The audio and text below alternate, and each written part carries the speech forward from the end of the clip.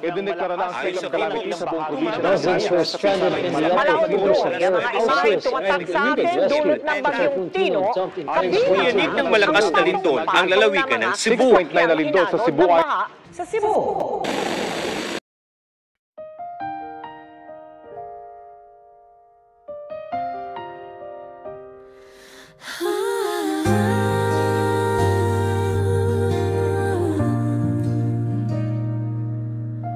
Gumuhit ang lindol sa buko, gumuho ang tahanan.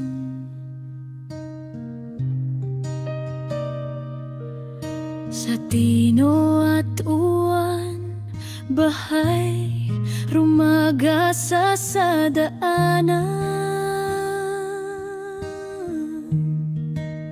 Hindi lang bakayan, pati liloan, talisay o guban pa.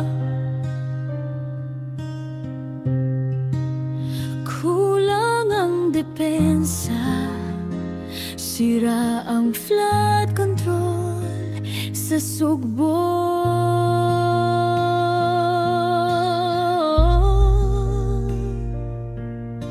May proyekto raw pero saan napunta?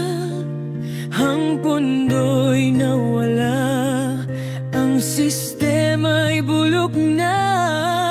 Mga bata'y naglalakad sa putik at ulan, pero ang puso ng Cebuano di kailanman iniwan.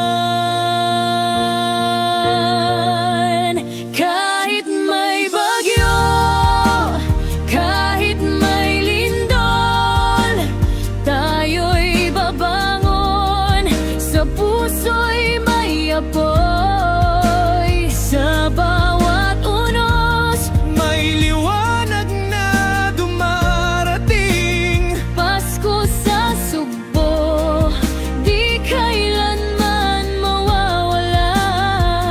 Panaghiusa, Maoy among kusog.